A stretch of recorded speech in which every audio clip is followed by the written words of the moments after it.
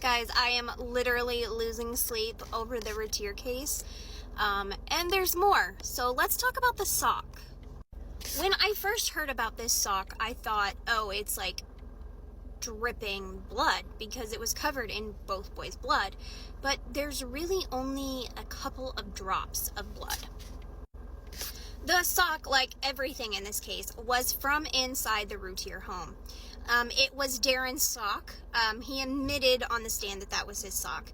It did have a significant amount of Darlie's DNA, which would be more than a light touch. It was found 75 yards from the home, down a back alley, and it's about 3 big houses away. And it was found by one of those rolling dumpsters.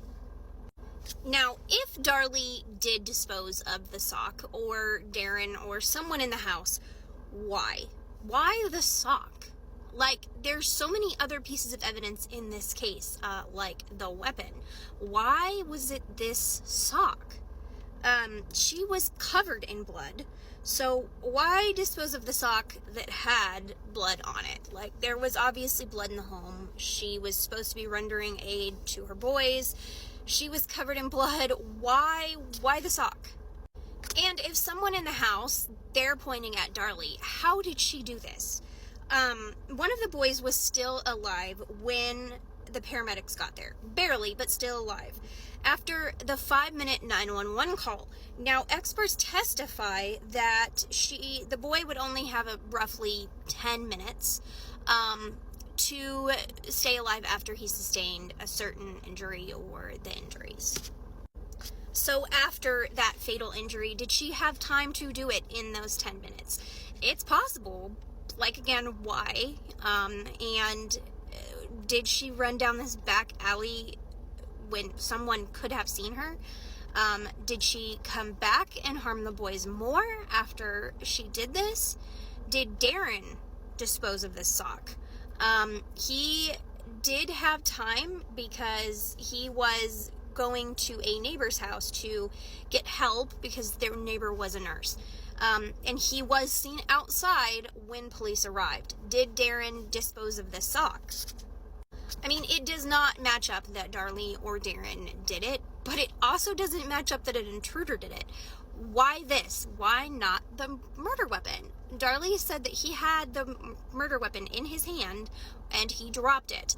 Why not try to dispose of that? And if he did do it, he came into the house, stole a sock from the house, and then disposed of it later. Some say he used the socks to cover his hand, so that there would not be prints as he was conducting this crime.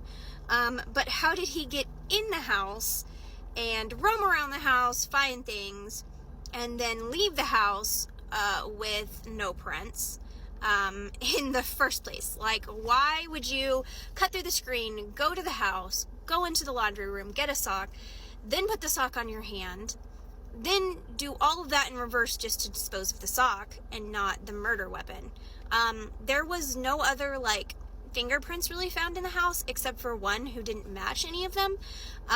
But we still don't know whose this is or why it was there or anything. So how did he do all of that if this sock was supposed to conceal fingerprints?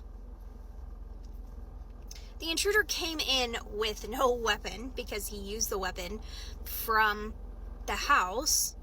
And he took everything and did everything in this house. But it was supposedly a spur-of-the-moment attack. My brain hurts. Anybody else?